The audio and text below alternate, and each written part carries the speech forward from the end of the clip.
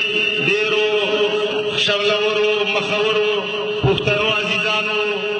موږ ستاسو دې ځای ته په راتګ ډېره مننه کوو او د احمدشاه شهیدو په مرګ باندې د هغه په قتل او په شهادت باندې د زړه اوښکې چیښو د هغې د وارثانو سره موږ په دې غم کې په دې میدان باندې ولاړ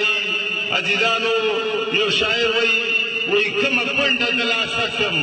کومه کونډه د لاسه کړم کوم بچی خلار خلار کړم ټول وطن شهید شهید دی زه په چا کفن راپور کړم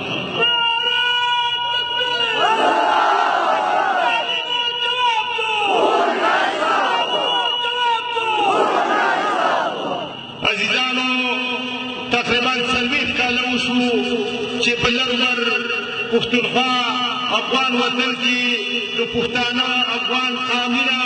ډېره ارزانه شوې ده د 15 لکه نه زیات پښتانه په مرګ ژوبله باندې ورسولی شو او دغه قتلعام لا جاري دی ورونو زه وایم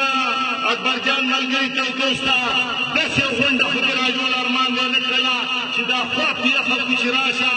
یو ظالم او قاتل مې نیولی دی او په دې میدان کې استحصار کوي عزیزانو د څو پورې به دا ژړا کوو کومه پورې به موږ فریادونه کوو وروڼه عزیزانو د احمدشاه شهید په مړینه باندې د هغه په قتل باندې صرف دومره ویلی شو وایي نن مې د زړه قلا ورانېږي نن مې د زړه قلا ورانېږي د دونې ګټې د چنو ایستلي دي نن چې کوم ظلم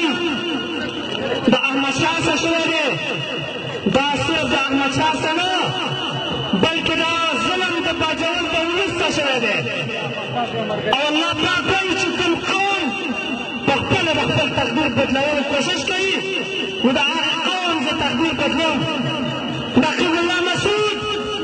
دا هم یو پښتون او قبایل و خو هغه پښتنونه او قبایلو نه یو داسې سبق ورکړه چې په نقیب الله مسعود باندې ټول پښتانه را یو شول